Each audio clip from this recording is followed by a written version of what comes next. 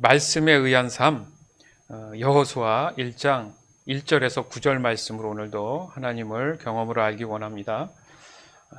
요한복음 1장 1절에서 5절 말씀. 태초에 말씀이 계셨습니다. 그 말씀은 하나님과 함께 계셨는데 그 말씀은 곧 하나님이셨습니다. 그분은 세상이 창조되기도 전에 하나님과 함께 계셨습니다. 모든 것이 그분을 통하여 지음을 받았습니다. 지음을 받은 것 중에서 어느 것 하나도 그분 없이 지어진 것이 없습니다. 그분 안에는 생명이 있습니다.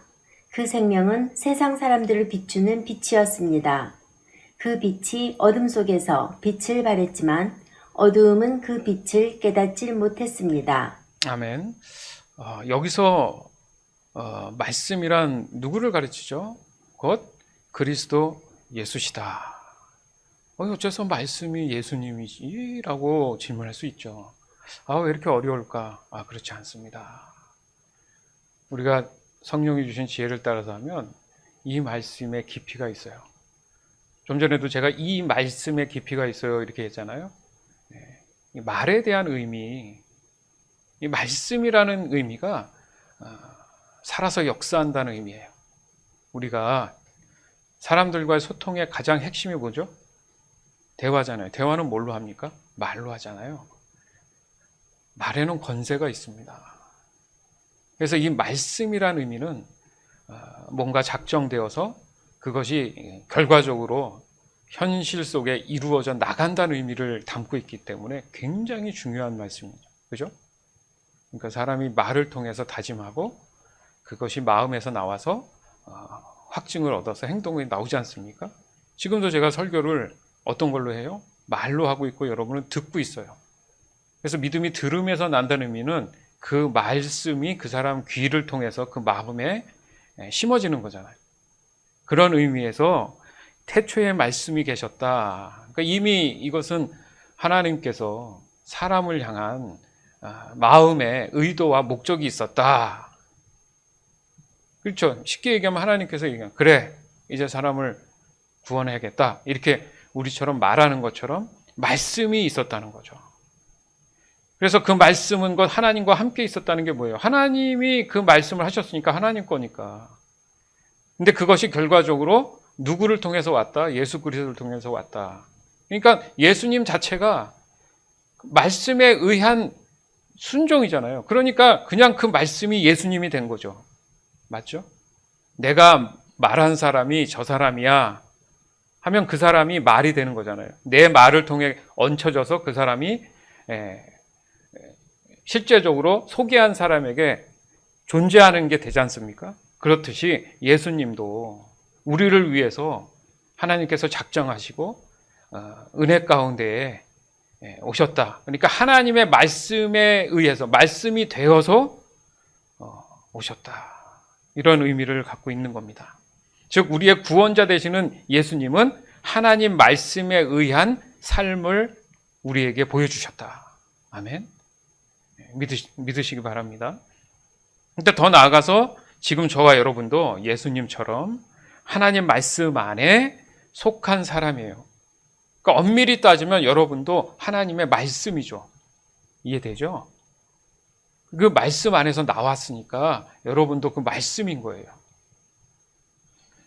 다시 말해서 모든 것은 하나님의 말씀에 의한 생명이다. 그죠? 맞잖아요. 하나님이 말씀하셔서 이 세상이 창조됐다. 생명이 창조됐지 않습니까?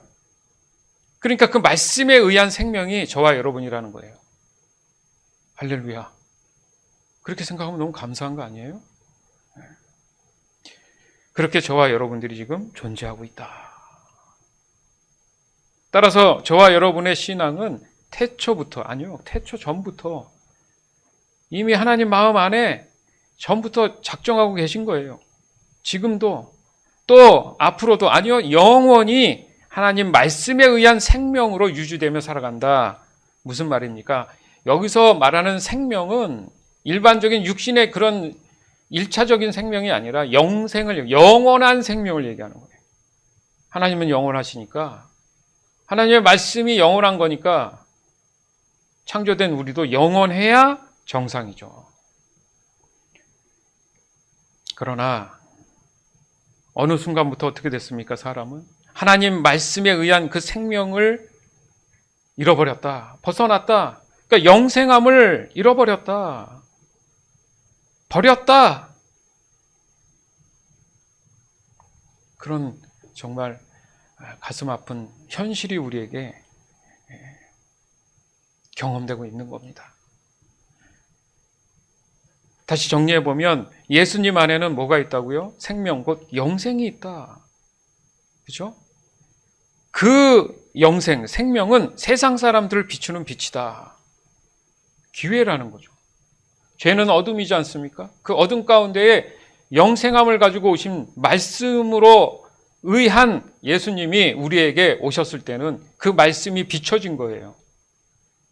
사람 마음 안에서 떠나버렸던 하나님의 영, 하나님의 말씀이 다시 사람에게 임하시려고 하는 겁니다. 그것을 표현하기를 빛으로 표현하신 거예요. 그러나 그 빛이 어둠 속에서 빛을 막 발했지만 어둠은 그 빛을 깨닫지 못했다. 눈에 안 보이는 거예요. 영적인 그 빛이. 지금 그거에 대한 고민하는 거예요. 왜 안 보일까? 왜 그게 도대체 안 보일까? 아니요. 고민조차 안 한다 이거예요. 사람들이. 따라서 사람은 곧 예수님 안에 속해 있는 존재여야 하는구나. 다시 말해서 저와 여러분은 반드시 말씀에 의해서만이 영원한 생명을 보장받을 수 있구나. 말씀에 의해서만이. 진짜 생명은요, 영생인 거예요. 영생이 왜 진짜 생명이냐면 죽지 않기 때문에. 아멘? 왜? 그래서 사람이 목숨을 잃는 걸 가장 두려워하고 제일 싫어하잖아요.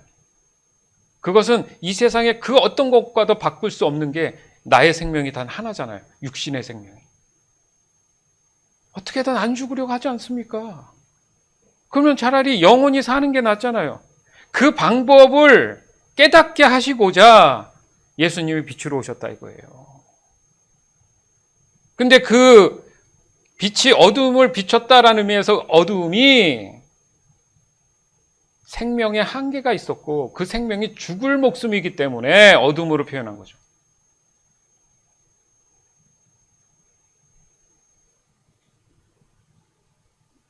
세상의 모든 것들은 보이는 것만 존재하는 게 아니다. 여러분 너무 잘 알잖아요. 보이진 않아도 존재하는 게 얼마나 많습니까?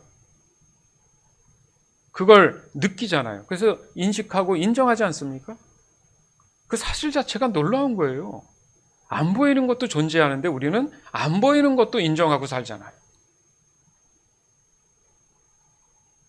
그러니까 그 모든 걸 포함한 거예요. 세상이라는 의미는. 그러나 중요한 진리는 보이는 것이 먼저가 아니라는 거예요. 순서적으로 보면 보이지 않는 것이 먼저 있었고 나중에 결과적으로 보이는 것이 나타났다는 거죠. 맞지 않습니까? 그러니까 하나님의 말씀이 먼저 있음으로 세상이 나타난 거잖아요. 그죠? 그것은 하나님 마음 안의 의도와 목적이 작정되어서 그렇게 하겠다고 하시니까 나타난 거잖아요. 이미 하나님의 말씀이 먼저 있으셨다.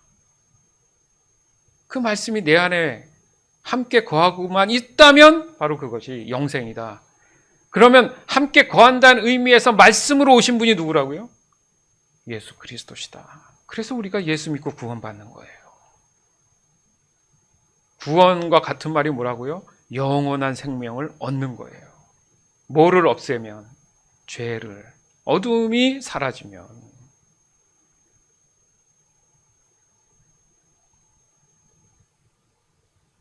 즉 모든 것이 나타난 것은 하나님의 모든 말씀에 의한 결과물이라는 사실인데 거기에는 저와 여러분이 포함되어 있다라는 겁니다.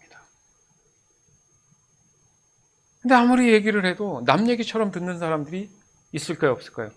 있을 수 있어요. 나와 상관이 없는 것처럼 듣는 경우가 많아요. 그러니까 그 말씀이 받아들여지지 않는 거예요. 왜? 안 보이니까. 내게 뭔가 자극적이고 직접적인 거 뭔가 있으면 좋겠는데, 그런데 예수님이 분명히 얘기했잖아요.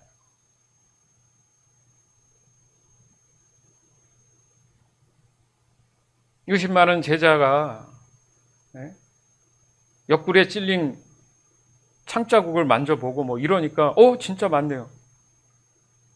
너는 어찌 본고로 믿느냐? 보지 않고 믿는 믿음이 더 크다, 위대하다. 그게 뭐냐면 보이지 않는 게 더 중요하다. 보이지 않는 것을 믿는 게. 히브리서에도 믿음에 대한 얘기를 하시잖아요. 바라는 것들의 실상이다. 보지 못하는 것들의 증거다. 믿음의 문제가 그렇게 쉬운 게 아닙니다. 그걸 쉽게 따먹으려고 했다가 이 지경이 된 거 아니에요, 우리가.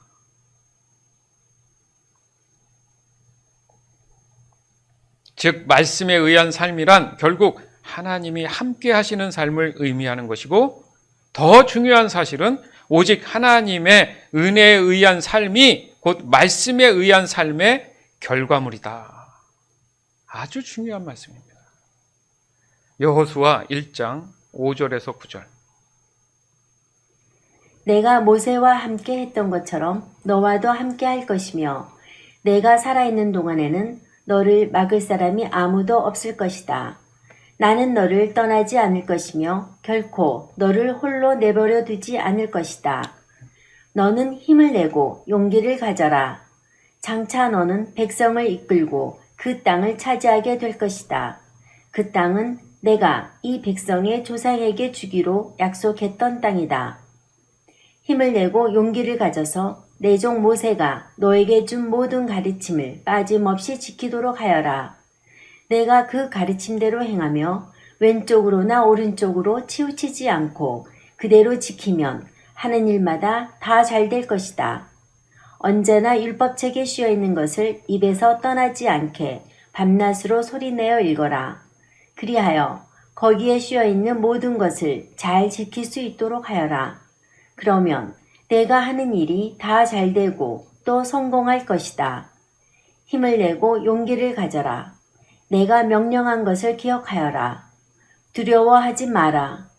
내가 가는 곳마다 내 하나님 여호와가 너와 함께 할 것이다. 아멘. 여러분 잘 되길 원하잖아요. 예? 그렇지 않습니까? 하는 일마다 잘 되길 원하잖아요. 늘 형통했으면 하잖아요. 그냥 글자 그대로 문자적으로 보면 어떻게 하면 잘 된다고요? 언제나 율법책에 씌어 있는 것들을 입에서 떠나지 않고 밤낮으로 소리를 내어 읽어라. 여러분 성경을 통독하거나 필사하거나 할 때 소리 내서 하면 효과가 있다니까요. 소리 내면 귀로도 들리고 손으로도 쓰고 은혜가 더해요. 그래서 그렇게 말씀하신 것 같아요. 그래서 거기에 있는 말씀들이 내 마음에 묵상이 돼서 이렇게 사는 거구나, 저렇게 사는 거구나, 어떻게 해야 되는구나 깨닫게 되겠죠. 그것을 지켜나갈 때에 너가 하는 일이 다 잘 되고 성공할 것이다. 할렐루야. 그런데 잘 되고 싶고 성공을 하고 싶은데 여러분 하루에 성경을 얼마나 보십니까? 얼마나 소리내서 읽습니까? 그건 안 하잖아요.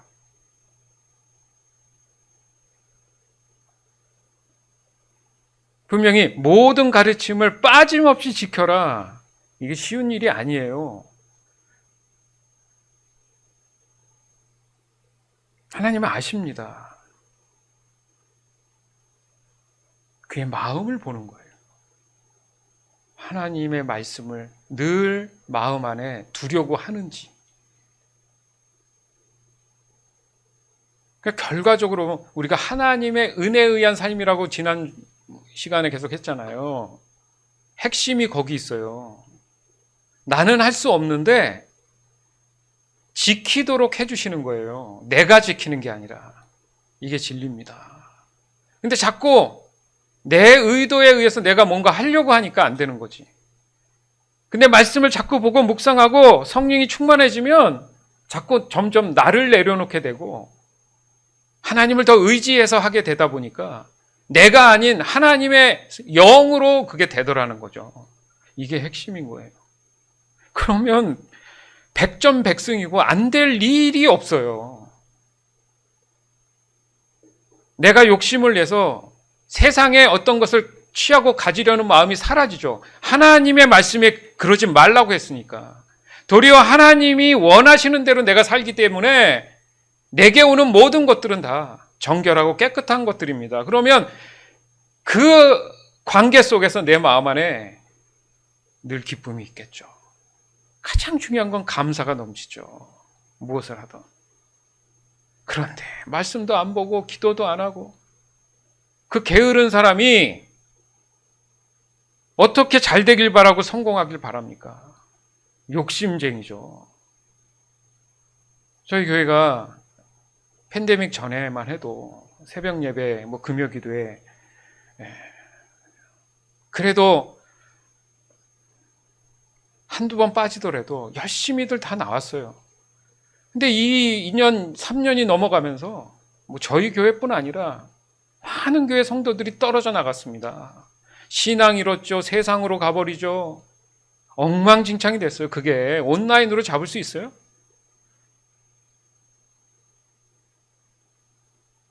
믿음 가운데에 새벽 바람을 맞으며 하나님 앞에 무릎 꿇고 먼저 그 새벽을 드림으로 인해서 하루에 하나님의 은혜 가운데 살기를 간절히 사모하는 그 수고가 헛되겠습니까? 근데 그게 다 차단되고 막아졌으니 사람들이 얼마나 더 게을러졌겠어요. 자기중심적으로 바뀌었겠습니까? 하여튼 우리 교회는 그렇게 막 종교적으로 하지 말자 해서 새벽 기도에도 화요일하고 목요일만 해요. 왜냐하면 중간중간에 집어넣어서 또 사는데 지치지 않도록 하기 위해서. 그리고 나와서 기도하고 바로 출근할 수 있도록 6시 30분에 해요. 그러니까 사람을 위한 배려보다는 어떻게든 하나님과의 관계 속에서 하루를 먼저 드리고 시작하자. 영적인 11조로 하나님을 인정하고 시작하자. 그런 의미에서 새벽에 함께 나와서 저희는 예배 개념이 아니라 말씀 듣고 기도하는 개념이에요. 그래서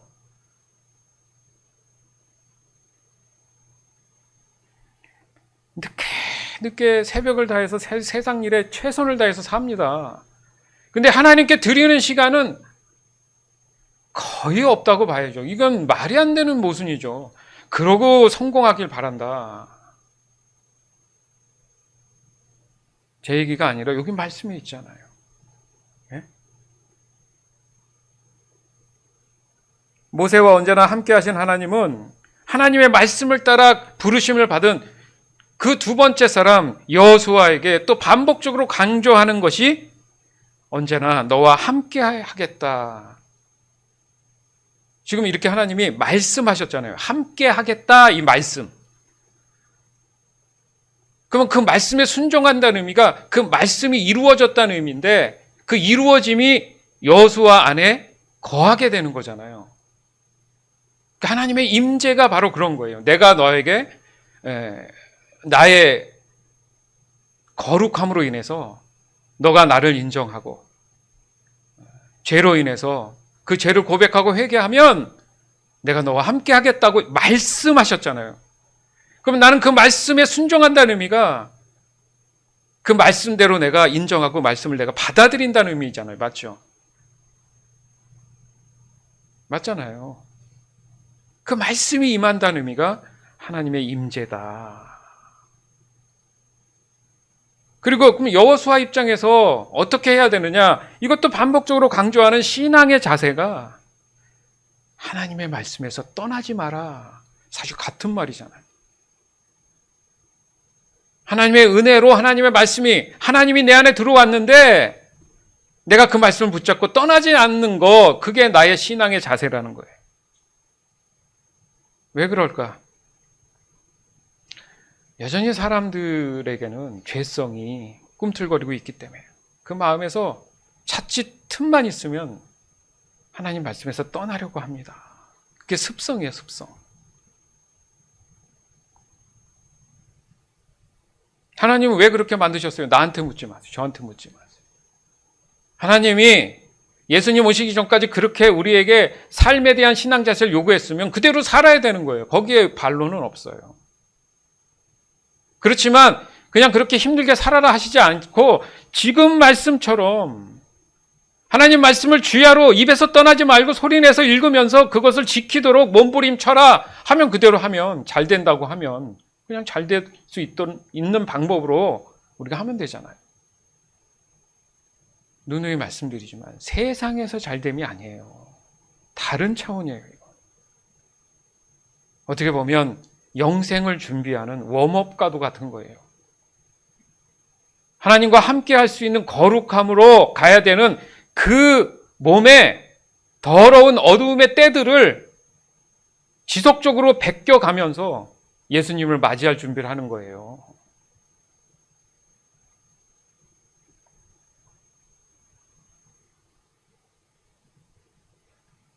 그러니까 결국 말씀을 지키지 않는다는 의미가 바로 말씀에서 벗어난다. 이걸 한마디로 우리가 불순종한다 이렇게 얘기하잖아요. 그렇잖아요. 말씀 읽으라, 뭐 해라, 교회에서 뭘 하라 하면 잘 순종하는 사람이 있어요. 그래서 분기마다 저기다 붙여놓고 얼만큼 했는지 알아서 자발적으로 체크하고 써라 하잖아요. 이제 붙일 겁니다. 5월 다음 주부터 붙일 건데 거기다가 이름 쓰고 이게 창피하고 안 창피하고 했다 안 했다 그거 아니잖아요. 내가 하나님 앞에 신실할 수 있는 방법들을 교회가 제공을 해주잖아요. 얼마나 감사한 일입니까? 내가 하기 바쁘고 게을러져서 안 할 수 있는데 옆에 조력자가 있어서 하게끔 해주면 싫어도 좀 따라하면 자기 몸이 근육이 붙잖아요. 여러분이 왜 헬스장 가서 돈 줘가면서 그 코치분을 영입을 해요? 나 혼자는 3번 할 거 한 번밖에 안 하고 막 이러는데 그분은 10번 하라고 뒷짐지고 계속 하세요, 할 수 있어요 하니까 동기부여가 되니까 그래도 힘들어도 하다 보니까 나중에 어떻게 돼요? 나도 모르게 근육이 붙어 있잖아요.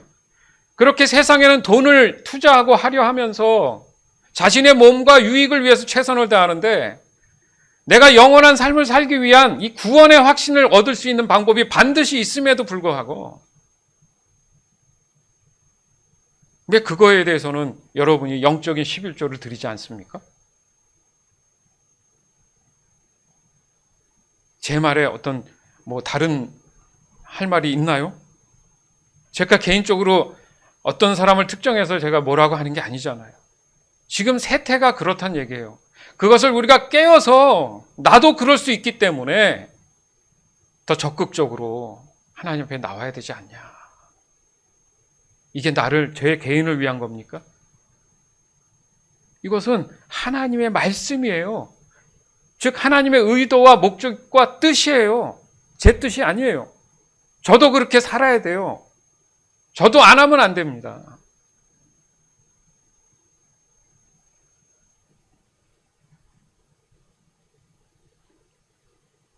그러니까 여기서도 중요한 것이 하나님의 말씀이 여호수아를 이끌고 계시는 이유가 있다는 거죠.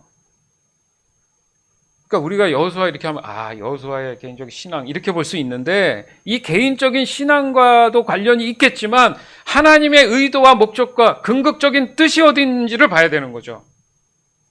그러니까 더 중요한 게 뭐예요? 이스라엘 백성들 모두가 여호수아뿐 아니라 모두가, 하나님의 자녀 모두가 가야 할 목적지가 있잖아요, 지금. 그것 때문에 이루고 있지 않습니까? 가나안 땅이잖아요. 그래서 좀 전에 말씀에 의거해서 보면 약속의 땅이라고 부른 곳이 가나안 땅이잖아요.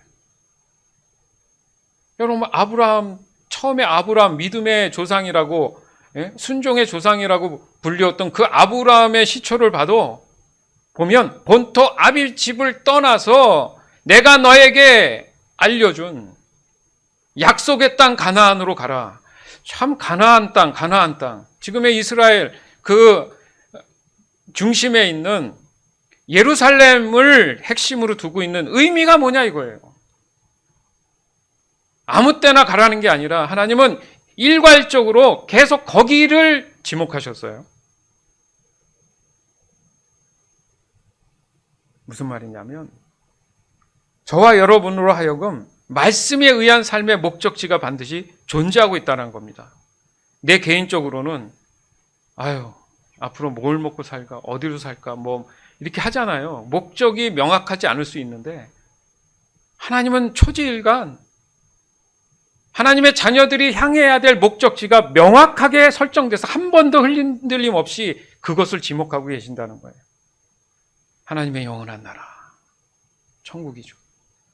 그 천국을 가기 위해서 이 땅 가운데에 내가 해야 할 일들에 대한 부분이 믿는 일인데 그 믿는 일의 핵심이 뭡니까? 하나님 말씀을 내 입에서, 내 마음에서, 내 눈에서 떠나지 않게 해라. 그겁니다. 믿으셔야 돼요. 믿고 순종해야 됩니다. 여러분 잘 되기 원하잖아요. 형통하길 원하신다며.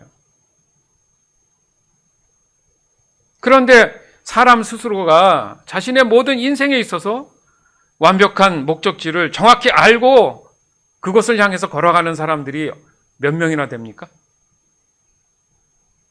내가 마음 먹고 계획했고 이렇게 할 거야 했는데 그대로 되면 좋은데 안 되는 경우가 태반이에요, 태반. 그럼 하나님이 내 의견을 안 들어주신 겁니까? 그러면 그 신앙생활 다 잘못한 거죠. 내게 주어진 이 환경 속에서 내가 하나님의 말씀을 놓지 않고 주야로 늘 그 말씀을 붙잡으려는 그 마음 안에 있는 사람들은 그것이 하나님의 오늘 이 시간 순간 나에게 주시는 은혜의 시간이라고 믿는 거예요. 왜요? 은혜에 의한 삶을 내가 살고 있으니까. 이 시간도 내게는 하나님께서는 필요하니까 긍극적으로 보면 내가 천국에 가기 위한 과정이구나. 성경에 한두 명의 인물입니까? 요셉은 완전 삶이 다 반전 아니었어요? 그 누구도 다 이름 대보세요. 다 반전이지. 왜? 그들은 목적지를 몰랐어요. 아브라함은 알았습니까? 그 누군들 알았습니까? 근데 그들이 왜 위대하다고 얘기합니까? 그들 안에는 하나님 말씀이 있었단 말이에요. 뭔 말입니까? 말씀하심에 순종했다는 얘기잖아요. 그래서 하나님이 함께 하시니까 목적지는 몰라도 결과적으로 그 열매를 보니까 풍성했어요. 늘 베풀었어요. 그렇다고 그것에 대해서 내가 더 가져야지 하는 사람은 또 없었어요. 이게 사람다운 삶이에요. 왜요? 하나님께 내 것이 됐으니까 내가 따로 뭘 소유할 필요가 없는 거예요. 늘 하나님께 여쭤보고 물어보면 주시니까 얼마나 감사한 일입니까? 하나님을 의심하기 때문에 달라고 해도 안 주는 거죠. 주면 배신할 거니까. 여러분도 입장을 바꿔 생각해 보세요. 하나님하고. 내가 많이 가진 사람이고 어떤 사람이 찾아와서 사정해서 달라고 했는데 언제까지 주겠습니다라든지 말로 그렇게 했는데 나중에 봤더니 모르는 척하고 그거 괘씸한 거 아니에요? 이거 성경의 내용에 있어요. 제가 여러분도 아시는 내용이 있잖아요. 자기도 빚져놓고는 자기보다 가난한 사람의 것 빌려줬던 돈을 안 줬다고 해서 법정에 가가지고 그런 내용이 있어요.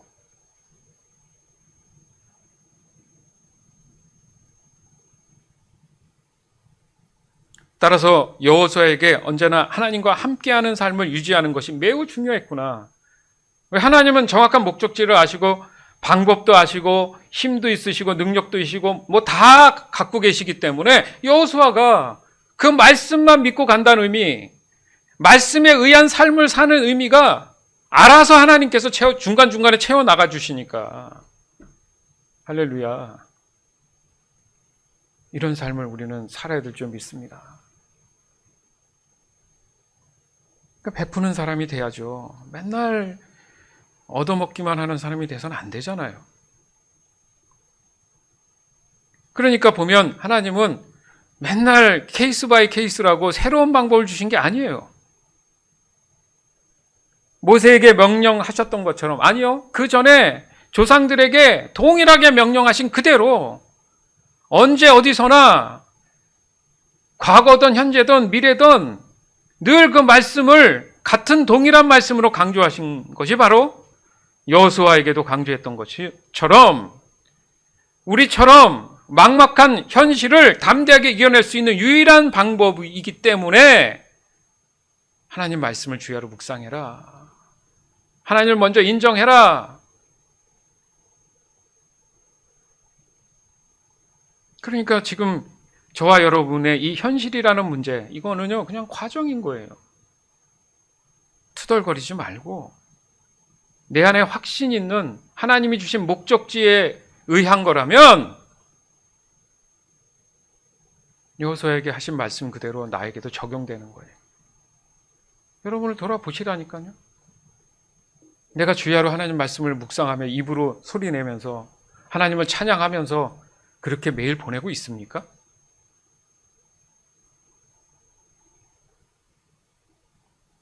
제가 새벽을 하나님께 드려야 됩니다. 아이디어 낸 게 아니에요. 우리 총괄팀이 목사님 이제 되면 이제 어느 정도 이루어지는데 기도해야 되지 않겠습니까? 그럼.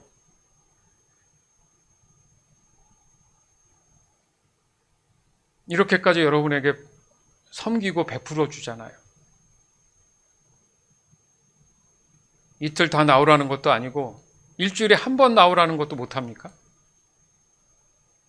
그러면 믿음은 도대체 뭘로 설명할 거예요?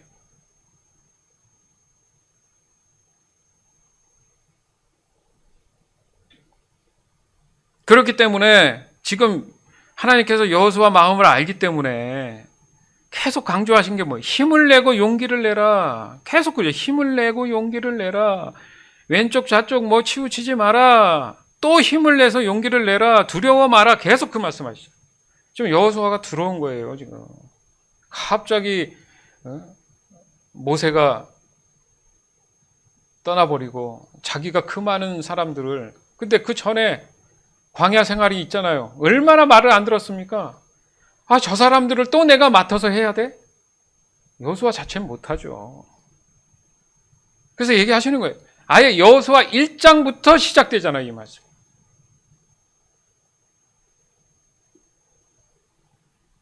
그냥 너가 하면 내가 알아서 할게 이러면 되는데 구체적으로 왜? 여호수아가 알아서 할게 하다가 자기 마음이 또 생각이 많아져가지고 넘어질까 봐 그러지 않기 위해서 율법 책이라고 하는데 솔직히 지금 따지면 이것은 성경입니다. 오늘날은. 하나님의 말씀의 기준을 어떻게 해요? 그때그때 하나님이 계속 오셔가지고 얘기해 주시면 좋은데 가장 합리적인 방법은 책으로 만들어서 보고 또 보면 되니까. 근데 사람들은 그래요. 성경 따로 기도하면서 하나님 음성 따로 들으려고 한다는 어리석음이 있어요. 그 시간에 말씀 보세요. 그러면 말씀 보고 기도하면요 더 성령이 충만해요. 말씀도 안 보고 기도만 하면요 자기 속에서 자기가 자기한테 기도하게 되어 있어요. 안 그럴 것 같습니까? 제 경험에 의하면 그래요. 말씀 많이 섭취하고 기도하면 정말 성령이 충만해서 영이 맑아지고요 분별력이 생겨요. 그러니까 이 말씀 보고 그걸 지키라고 하시는 거 아닙니까? 이것도 귀찮아서 성경에서 안 하면, 근데 여호수아 입장에선 절대절명인 거예요. 그렇습니까? 눈이 딱 뜨이죠. 이런 방법이 있네요? 이거 감사한 일이잖아요. 그죠? 막연했는데. 근데 말씀을 읽어보니까 삶에서 사람을 어떻게 대해야 되고 이럴 땐 어떻게 해야 되고 이게 다 나와 있는 거야. 아, 이렇게 하면 되는구나.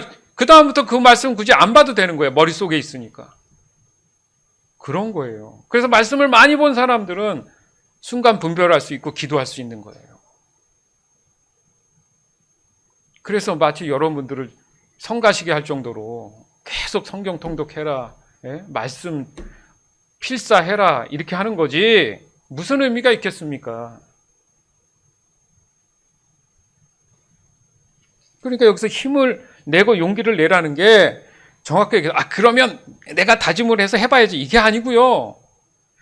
담대한 믿음을 지켜라 이 얘기예요. 담대하게 흔들림 없이 하나님이 그럼 나와 함께 계시는구나 해보자. 하나님 도와주세요. 이것을 놓지 말라는 거예요.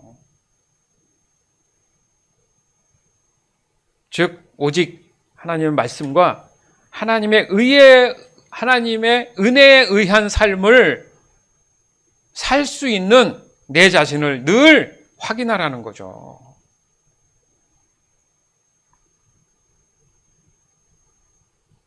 우리가 자주 이렇게 흔하게 그냥 눈만 뜨면 마음만 먹으면 집을 수 있는 게 여러분 성경이잖아요. 이것은 역사적으로 하나님께서 우리에게 주시는 정말 은혜의 선물이에요. 각 나라마다 번역을 다 해주셨죠. 그렇다고 뭐 새 버전이 나오는 것도 아니고 딱 66권 만드셔가지고 사람이 그게 작성한 것 같죠? 감히 하나님 말씀을 사람이 어떻게 작성합니까?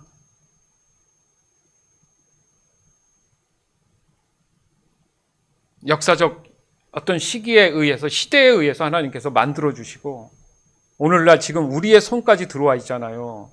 이 말씀을 얼마나 귀해 있게 여겨야 되는데 덮어만 놓고 열어보지도 않고 말씀이 생명이라고 하는데 엉뚱한 데서 생명을 찾으니 그 가짜 생명이 그 사람을 속이고 도둑질하지 않겠습니까? 따라서 세상의 그 어떤 해석도 이 성경을 통하지 않고서는 결코 진리라고 할 수 없어요. 아멘? 아멘 아니에요? 안 믿으세요? 이게 믿어져야지. 잘 되고 싶고 형통하고 싶지 않습니까? 사람들이 마치 자기네들이 정립해 놓은 신학 같죠? 하나님이 도우심의 은혜가 없으면 그 신학도 정립이 되겠습니까? 그러면 그런 삶은 어떻고요?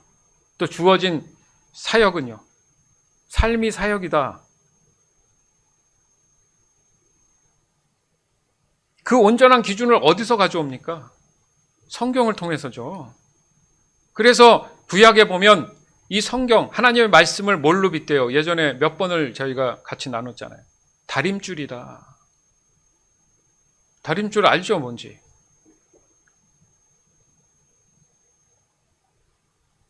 쉽게 말해서 세상의 가장 온전한 기준은 곧 이 성경 외에는 존재하지 않는다.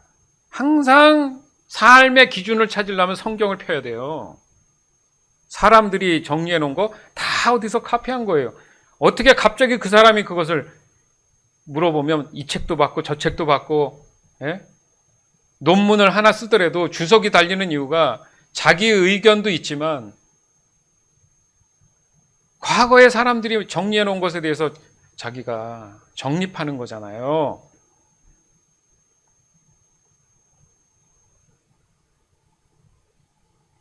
왜냐하면 말씀에 의한 창조는 곧 그 말씀의 기준인 선함에서 나타난 결과이기 때문에 그렇다는 얘기죠. 우리가 선하다 얘기는 기준이 어디서 왔어요, 그러면? 하나님이 그 기준이잖아요. 그렇게 만들어 놓으신 거예요. 그 기준이 있어야 사람은 선하다는 것을 누가 결정해 놨냐고요. 사람이 어떻게 결정했어요, 그게? 모르죠. 아무도 모르죠. 근데 누군가 결정했는데 그게 선한 건지 약한 건지 어떻게 알아요?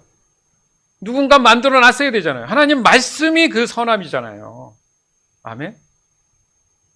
어느 다른 종교의 그런 책들에서 선함에 대한 주체를 얘기한 경우를 찾아와 보세요, 저한테. 아무도 없어요. 그냥 결과에 대해서 사람은 선하게 살아야 된다는 거지.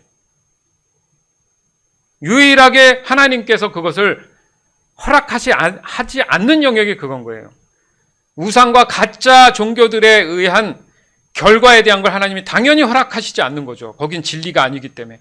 그러나 유일하게 우리가 보는 성경만이 선함의 주체가 하나님이심을 밝히고 있어요. 그거 하나의 절대적인 게 부활이잖아요. 세상에 우상과 가짜 종교 중에 부활이 어디 있습니까? 하나님이 절대 허락하지 않는 영역이 있는 거예요. 그게 신성이에요. 진짜 신성. 사람들 스스로 논리나 이성이나 지식으로 어떻게 감히 성경을 왜곡할 수 있습니까? 당연히 없죠. 그런데 그 위험한 일들을 하고 있단 말이죠. 그게 바로 말씀을 버리는 거예요. 내가 하나님 말씀을 연구해서 뭔가 많이 하는 것 같아도 그게 도리어 버리는 겁니다. 그러니까 그 거룩함과 성결함에 때를 묻힌 거예요. 쉽게 얘기해서. 그게 사람의 탐욕이라는 때고 자기 중심적인 때인 거예요. 그 안에는 아직과 고집이 있습니다. 자기 말이 맞다는 거예요. 너무 어리석은 거죠. 살아온 인생이 얼마 되지도 않고 자기가 경험한 것에 온전하지도 않고 그것이 진리가 아닌데도 자기가 맞다고 확신하면서 사람들을 판단하고 평가하고 그러고 있잖아요. 사람들이 다. 돌아보면 참 어리석은 거죠. 자기는 온전하고 완벽하지도 않으면서 다른 사람은 온전하고 완벽해야 된다고 얘기합니다. 말이 안 되죠.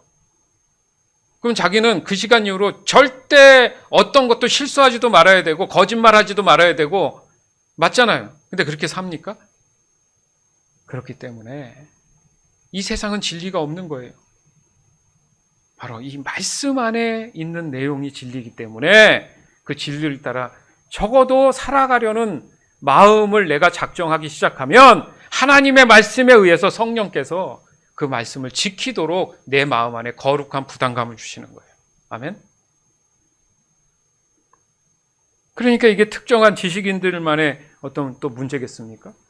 그 사람들은 똑똑하고 공부 잘한다는 이유로 그렇게 했는데 뭐라 할 수는 없고 하나님 말씀의 기준에서 벗어나려는 그런 마음을 가진 그 모든 사람들이 다 대상이 되는 거예요. 나는 배운 것도 없고 잘 몰라요. 그런 사람도 말씀 듣고 순종하지 않고 그 말씀에 대한 반응이 없으면 똑같은 사람인 거예요. 호세아 4장 6절, 예레미야 6장 19절, 요한복음 5장 38절에서 40절. 내 백성이 지식이 없어서 망한다. 내가 지식을 거부했기 때문에 나도 너희가 내 제사장이 되지 못하게 하겠다. 너희가 너희 하나님의 가르침을 잊어버렸으므로 나도 너희 자녀를 잊을 것이다. 땅이여 들어라. 내가 유다 백성에게 재앙을 보내겠다. 그들이 악한 일을 꾸몄으므로 재앙을 당할 것이다. 그들은 내 말을 귀담아 듣지 않았고 내 가르침을 저버렸다. 또한 너희는 아버지께서 보내신 사람을 믿지 않기 때문에 하나님의 말씀이 너희 속에 머물러 있지도 않는다. 너희는 성경에서 영생을 얻을 수 있다고 생각하여 성경을 부지런히 연구하고 있는데 바로 그 성경이 나를 증언하는 것이다. 하지만 너희는 영생을 얻기 위해 나에게 오는 것을 거절하였다. 아멘. 내 백성이 지식이 없어 망한다. 하나님은 알고 있다고 하는데 하나님을 모르는 거예요. 그게 뭐 모른다는 게 나한테는 좀 정보가 없는 거잖아요. 그러니까 지식이 정보잖아요.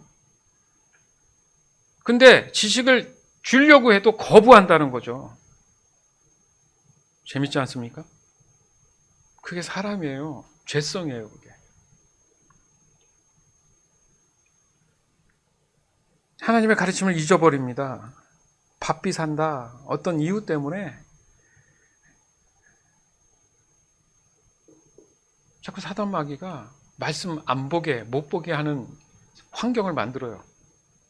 막 바쁘게, 막 돈 많이 벌게 해가지고, 와, 이게 하나님이 이거 복 주셔서 물질을 많이 줬다 위험합니다. 위험해요. 그럼 그래서 자기 삶을 보세요. 뭐에 바쁜가? 교회 와서 헌금 많이 하면 하나님이 기뻐하신다? 그 액면 자체로 보면 기뻐하실 수 있지만 핵심이 뭡니까? 나의 의를 위해서 헌금한 거잖아요. 그거 성경이 있죠. 또 가난한 여인이 자기 돈 몇 푼 안 되는데 이걸 눈치 봐가면서 회당에서 이걸 헌금을 해야 되나 마나 막 이렇게 구석에 있고, 아주 가증스러운 돈이 부유한 사람들은 어깨에 확 힘주고 나가면서 사람들 보는 앞에서 이렇게 딱 헌금함에다가 보라면서 딱 집어넣고, 근데 자기 번 거에 비하면 얼마 되지도 않는데, 근데 그것보다 더 못한 여인이 눈치 보면서 사람들 다 간 다음에 살짝 놓고 가서 기도하니까 예수님이 지켜보시다가 이 여인이 복되다. 이 여인은 전 재산을 다 준 거예요. 그러니까 숫자를 그래요. 11조를 할 때 보면 10불을 벌어서 1불을 하는 건 참 부담이 안 되는데, 여러분 10,000불을 벌어서 1,000불을 하라 그러면 약간 갸우뚱하죠. 그 10만 불을 벌어서, 그 믿음이라는 게 그래요. 하나님께서 더 큰 걸 줘봐 이 사람한테. 작은 걸 줄 때는 하나님 하는데 큰 걸 줘보면 알아 이 사람 마음을.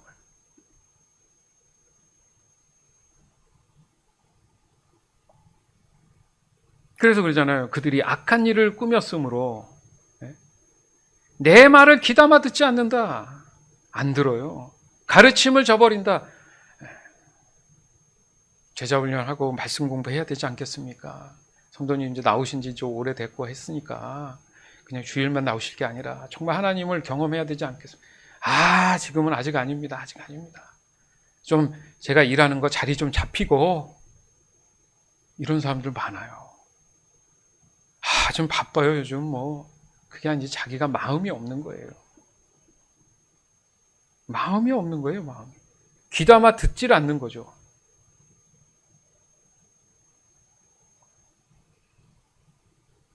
예수님 올 때도 예수님이 눈앞에 있는데도 보잖아요. 영생을 위해서 보내주신 예수님이 구세주가 있다, 메시아가 있다, 이렇게 눈앞에서 공부를 하고 있어요. 그 사람들이. 예수님 앞에 그게 난데, 여러분 상상해 보세요. 그 성경을 부지런히 연구하고 있는데 그게 바로 나야 이렇게 얘기를 하는데도, 하지만 너희는 영생을 얻기 위해서 내가 오는 것을 거절하고 있다. 되게 상황이 웃긴 거라는 거죠. 그게 나라니까 해도 저 성가시게 하지 말고 저쪽으로 가요 지금 이러고 있는 상황인 거예요. 그러면 저와 여러분은 어떻습니까?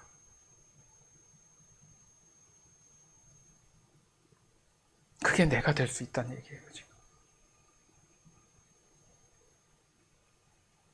하나님의 말씀을 버린다는 것은 믿음을 버리는 겁니다.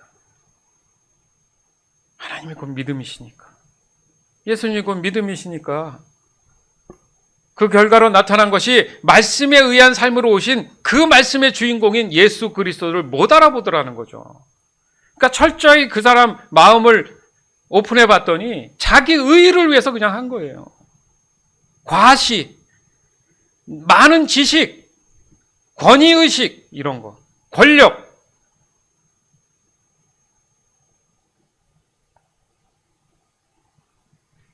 그런 사람들은요, 성경에 한자도 토시도 틀리지 않고 빠짐없이 다 외우는 경우가 많아요. 성경도 진짜 탁월하게 해석하는, 신학적으로 인정받는 유명한 박사님들이 왜 없겠습니까? 그분들 중에도 신실한 분들이 왜 없겠어요? 제가 그 얘기를 하자는 게 아니잖아요. 그러나 정작 말씀으로 오신 예수님을 만약에 못 알아본다면 이거 너무 어리석은 결과 아닙니까?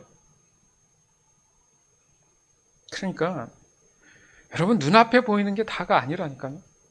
아까도 말씀드렸지만 세상엔 눈에 보이지 않는 것들이 더 중요하고, 그거로 인해서 눈에 보이는 것들이 움직여가는 거예요.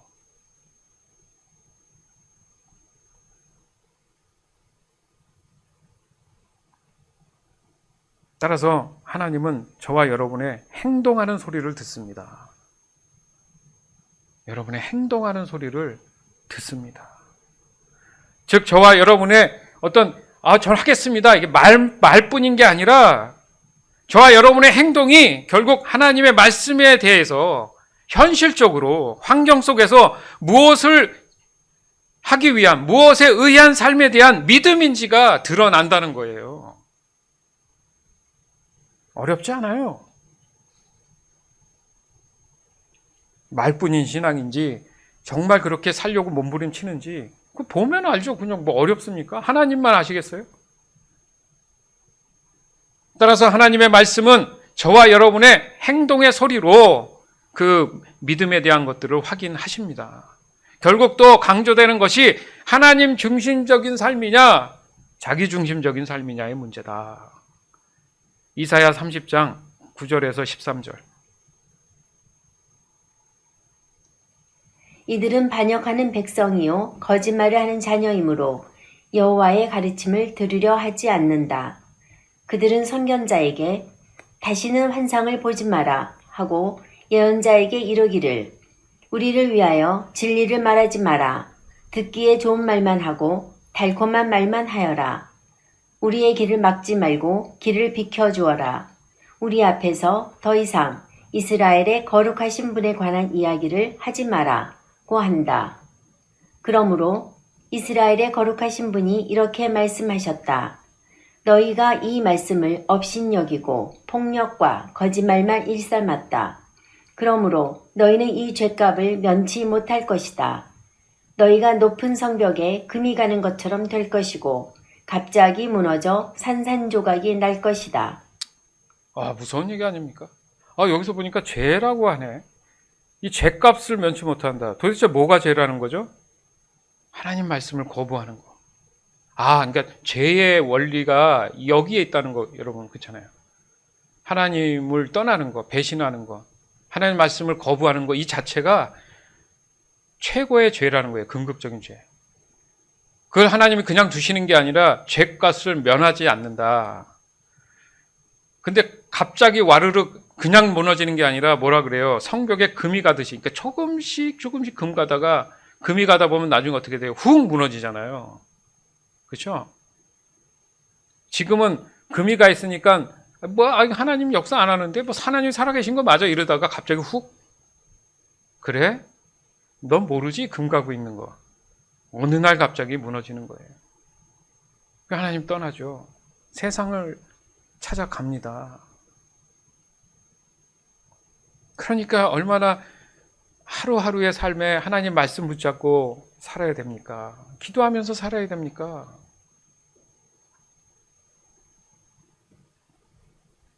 가르쳐도 듣지도 않고, 예? 말씀에 의한 삶을 거부한다는 것이 곧 말씀이 듣기 싫다는 거잖아요. 그러니까 우리를 위하여 진리를 말하지 마. 아이고 좋은 말도 몇 번 들으면 싫어, 짜증나, 이런 거잖아요. 차라리 좀 듣기 좋은 말 좀 하고 달콤한 말 좀 해봐. 그러니까 성경에 의거해서 보면 사람들이 반대적인 걸 요구하는 게 많다는 거예요. 설교 시간에 가뜩이나 일주일 동안 일하고 힘들어 죽겠는데 와서 또 목사님 잔소리 하는 거야. 맨날 저렇게 진지한 얘기만 해. 와가지고 좀 칭찬받고 좋은 얘기 듣고 맛있는 거 먹고 갔으면 그럴 바엔 여기 오지 마시고 차라리 좋은 데 많아요.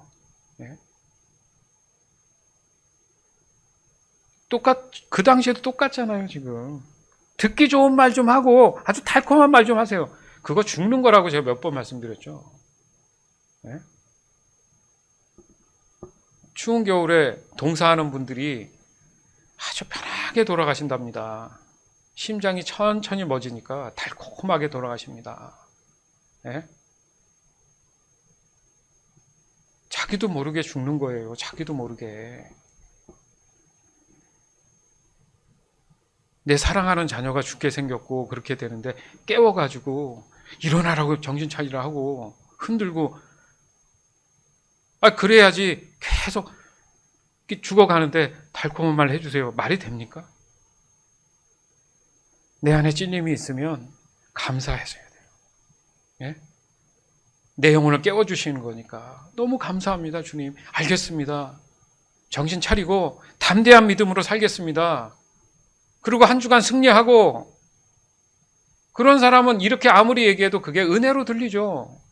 맞아요. 아멘, 맞습니다. 오늘도 내가 다시 한번 다짐하고 갑니다. 그게 정상이죠.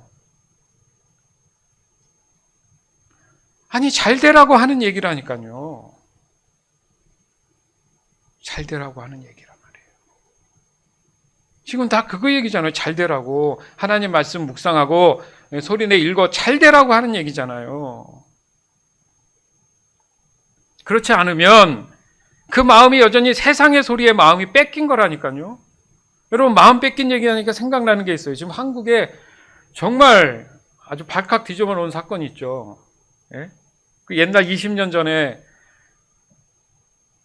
한 TV 프로에 나와가지고 소녀 가장인데 부모님이 몸이 불편하신 분들이라 이 애가, 여자애가 그걸 다 수발을 들고, 그러니까 너무너무 사람들이 감동을 한 거죠. 20년 후에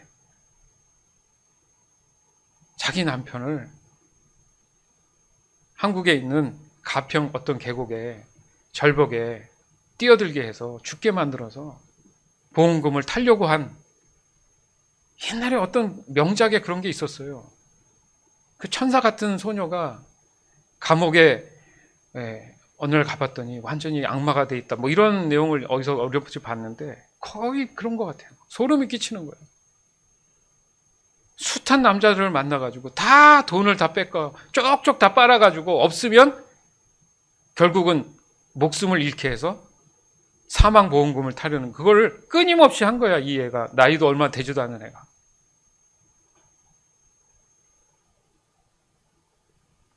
그 남자가 어떤 남자인지 좀 봤더니 대기업에서 다니는 연구원이야. 괜찮지 않습니까? 직업이라고 치면. 그러면 그 사람이 어떻게 살아왔겠어요? 열심히 공부만 했겠죠. 나름. 그 생각하는 거, 예수 믿고 구원받았으면 분별을 했을 텐데 너무 아쉬운데 그러진 않은 것 같아요. 그럼 어느 날 이 여자애를 알았는데 이 여자애가 마음을 싹 뺏어간 거야. 그러니까 다니는 직장이고 뭐고 이게 다 안 되는 거예요. 그러니까 빚이 점점점 많아지고, 결혼했는데 혼인집이라고 했는데 부모들한테는 속이고, 여자가 살고 있는 오피스텔은 지 친구들 모아놓고 맨날 술판 벌리고 놀고, 그럼 남편 어디 갔느냐? 다른 지역에 지하 월세방을 얻어놓고 거기서 살게 한 거야. 이것도 말이 안 되죠. 왜 말이 안 되는데 걔네 그 친구들은 말이 되냐면 마음을 뺏겨버렸어요. 그래서 대화 녹음도 오픈을 해서 들어보니까 이 남자가 완전히 절절매. 그 여자는 맨날 돈을 요구해. 오늘까지 하라 그랬잖아. 얼마 어떻게, 나 월세 내서 없어. 그거 내지 말라 했잖아. 막 이렇게 싸우는 거야. 그 남자는 또 분별해서 그러면 나이도 더 많아. 많이 많아. 이거 아닌 것 같다. 한 번은 그랬더라고. 아닌 거, 야, 이제 우리 헤어져야겠다. 그래 놓고 또 다음에 전화해서 울면서 남자가 징징거리면서 내가 잘못했다. 그 말 하는 게 아닌데, 완전히 마음이 뺏기면요, 여러분. 분별이 안 돼요. 자기가 뭘 하는지도 몰라요. 죽을 거 알면서도 해요. 결국 그 친구가 그 남편이 그 여자한테 바라는 건 인정받는 거야. 그 여자는 그걸 알고 계속 그렇게 그 남자를 조종한 거예요. 다른 남자를 데리고 오고 해가지고 비교하고. 근데 사회적으로 보면 부족함이 있다고 생각합니까? 그 여자의 배경으로 보면 아무것도 아닌데 그 남자에 비교했을 때는, 세상 기준에서는 뭐라고요? 사람은 마음을 뺏겨버리면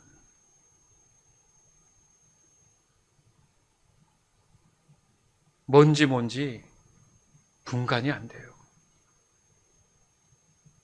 하나님이 그걸 원하시는 거예요. 세상의 마음 뺏기지 아니하고 그 마음 안에 하나님의 말씀이 있기를 원하는 게, 그게 거룩한, 여기 거룩하신 분이 이렇게 얘기했다.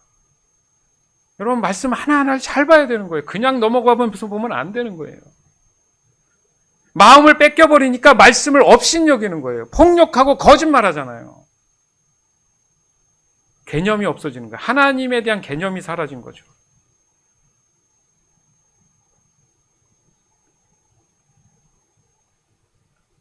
따라서 저와 여러분의 믿음 안에 말씀에 의한 삶을 늘 갈망하고 있다면 오늘 이 시간 자신 스스로에게 자기한테 질문을 던져보세요. 나의 삶이 하나님의 선하신 말씀의 기준에 늘 머물러 있기 위해서 언제나 거룩한 고민을 지금 하고 있는지. 하나님 오늘 좀 많이 바빴어요. 그러다 보니까 하나님 말씀 보는 시간을 놓쳤어요. 다시 말씀 보기를 원합니다. 그럼 하나님이 그 시간들 다 조정 안 해주시겠습니까? 전 목사로서 얘기하는 게 아니라 저도 지난 사회생활도 많이 했고 늦게 시작했어요, 목회를. 그래서 알아요.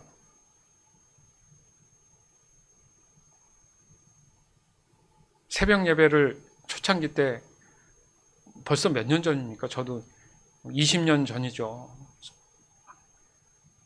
예수님 만나고 꼬꾸라지고 무릎 꿇고 눈물 콧물 흘리면서 살아계신 하나님을 인정하던 그 시절에 새벽 시간이 그렇게 사모되는데 그때 몰랐지만 성령이 주시는 마음 따라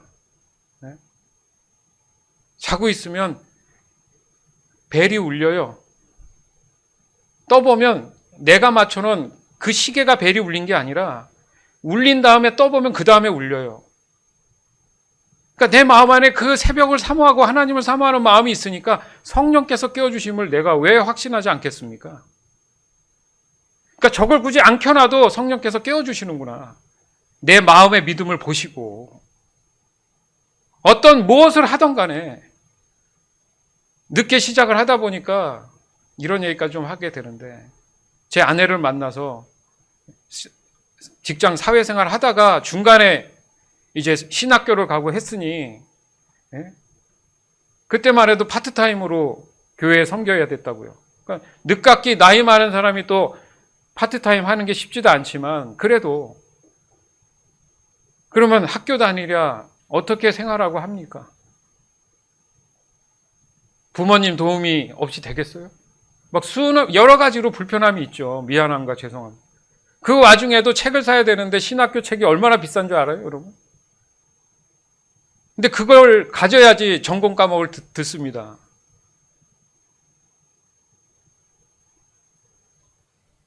근데 굳이 새벽에 제가 섬기는 그 당시 교회에 주중엔 안 가도 돼요. 파트 전도사기 때문에 그 중등부, 고등부, 대학부 이렇게 세 개의 부서를 맡아서 했는데 주말에만 가도 되는데 그렇지 않잖아요. 또 다른 데보다도 또 내가 섬기는 교회 가서 하나님 앞에 기도한다는 마음으로 늘 깨워주시니까. 근데 새벽에 그 교회 가서 계단을 오르는데 어둠 속에서 어떤 여자분이 얘기를 하는데 거기 교회 집사님이야.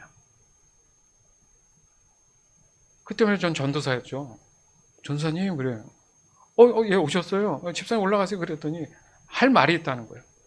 말씀해 보세요. 자기 밤새 잠을 못 잤다는 거예요. 왜요? 왜? 왜 저한테 얘기하십니까? 아니 하나님이신지 누군지 몰라도 마음에 그 전도사님한테 봉투에다가 50만 원을 넣어서 주라는 거예요. 그래서 아니지 이건 내 생각이지. 왜냐면 저는 파트라 그분을 잘 몰라요.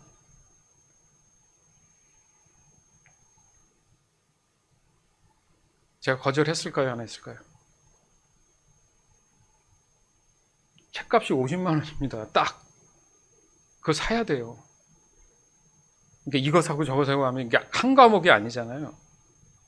그래서 그 책만 딱 사서 딱 구입하는데 그 금액이에요. 덜도 더도 아니고.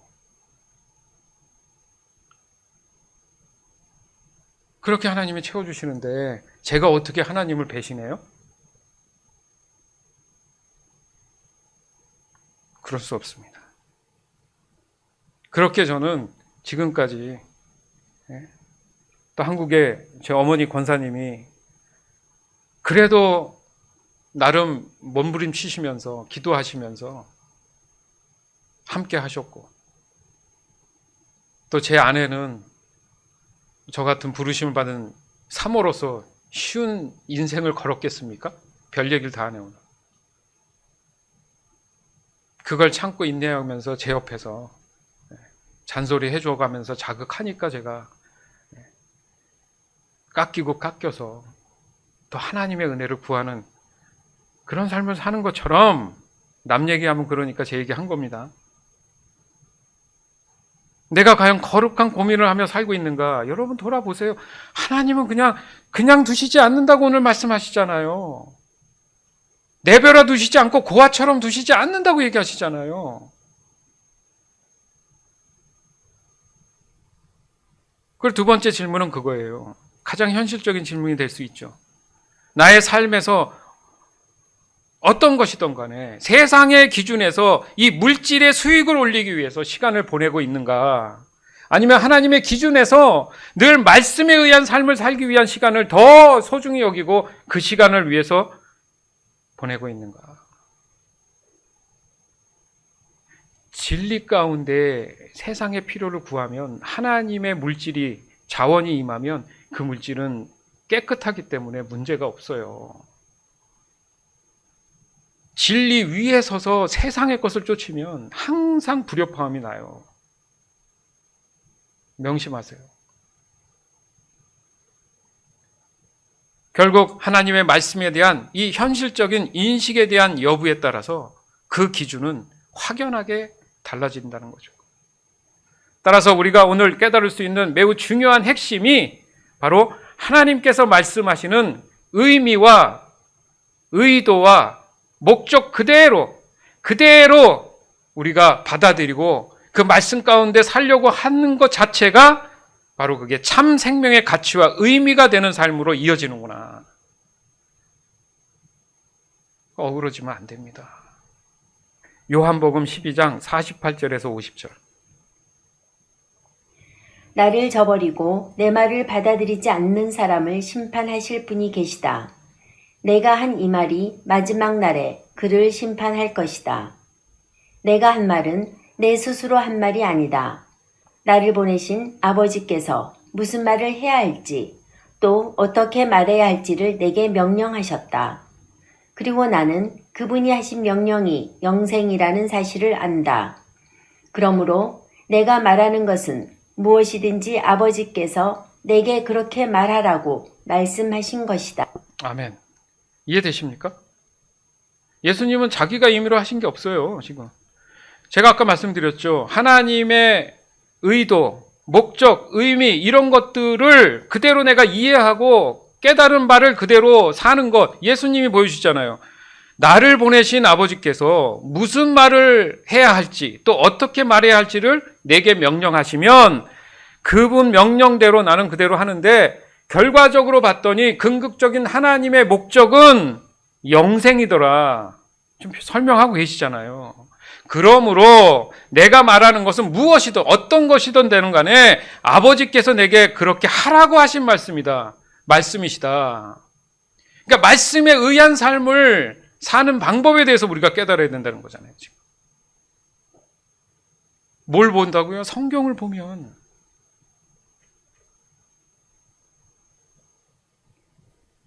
내 스스로 한 게 아니다. 즉 말씀하신 예수님, 말씀이신 예수님이라는 의미가 바로 하나님의 말씀에 대해서 의미와 의도와 목적 그대로에 대한 그에 의한 그런 삶에서 보여주시는 그 예수님 스스로의 판단이 아니라 하나님이 주신 말씀 그대로를, 그 의도 그대로를 순종해 나가는 거.